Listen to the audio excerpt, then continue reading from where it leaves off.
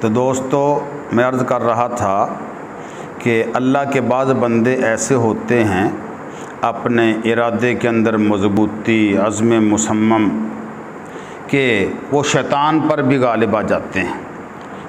سیدنا عمر فاروق رضی اللہ تعالیٰ عنہ کے بارے میں آتا ہے کہ وہ جس راستے سے گزر رہے ہوتے تھے شیطان اس راستے کو چھوڑ کر اپنا راستہ بدل لیتا تھا۔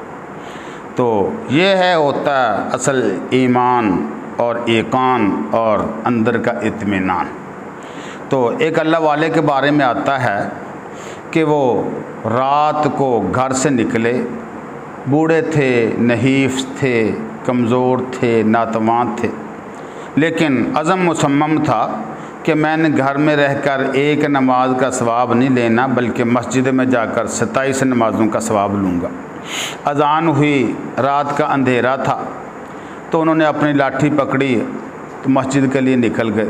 تھوڑی دور گئے تو وہاں پر پاؤں پھسلا، کوئی گندا پانی تھا کھڑا، اس کے اندر گر گئے۔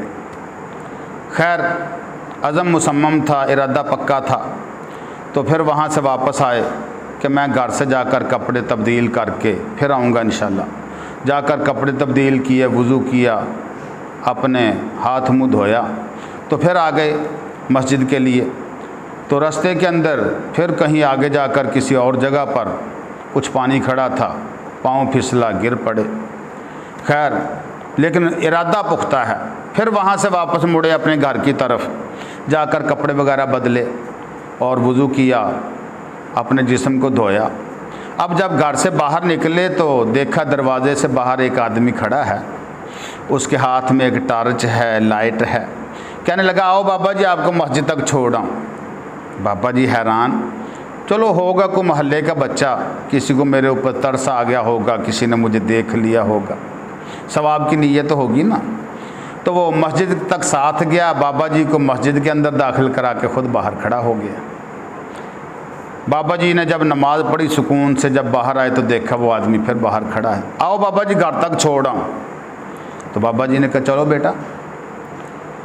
اب وہ جب گھر تک آیا تو بابا جی نے پوچھا برخوردار، میں پوچھنا چاہتا ہوں کہ جناب کی تعریف کیا ہے، کیا نام ہے، کس کے بیٹے ہو؟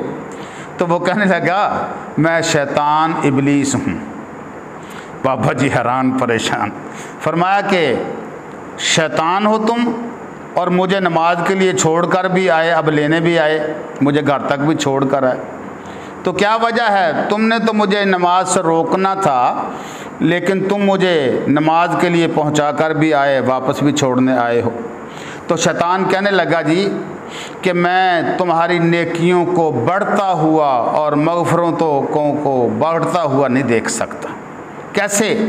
کہنے لگا کہ پہلے جب آپ باہر نکلے، پاؤں پھسلا، گر پڑے، تو میں بڑا خوش ہوا کہ اب یہ بابا جی مسجد میں نہیں جائیں گے، ایک نماز گھر پہ ہی اس کا ثواب لیں گے۔ لیکن میری حیرت کی انتہا نہ رہی جب اللہ پاک نے اعلان کر دیا، حکم فرما دیا فرشتوں کو کہ او باؤ میرے بندے کے حق کے اندر نامہ اعمال کے اندر مغفرت لکھ دو، اس کے سارے گناہ معاف کر دیے میں نے۔ پھر آپ دوبارہ پھر گھر کے اندر گئے، کپڑے بدل کر جب باہر آئے دوبارہ پھر پاؤں پھسلا، گر پڑے، تو اللہ پاک نے اعلان فرما دیا کہ او میرے فرشتوں میرے اس بندے کے حق کے اندر یہ لکھ دو کہ میں نے اس گھر والوں کے بھی سارے کے سارے گناہ معاف کر دیے۔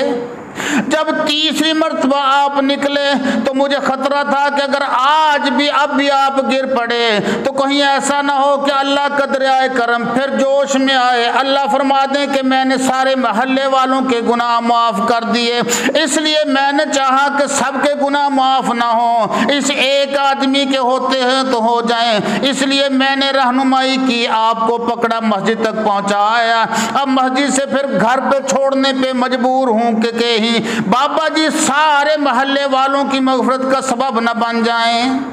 تو ایسے لوگ ہوتے ہیں جو شیطان پر بھی غالب آ جاتے ہیں، اس کو بھی مجبور کر دیتے ہیں کہ وہ بھی نیکی کے کام کے اندر آپ کے ساتھ شامل حال ہو جائے۔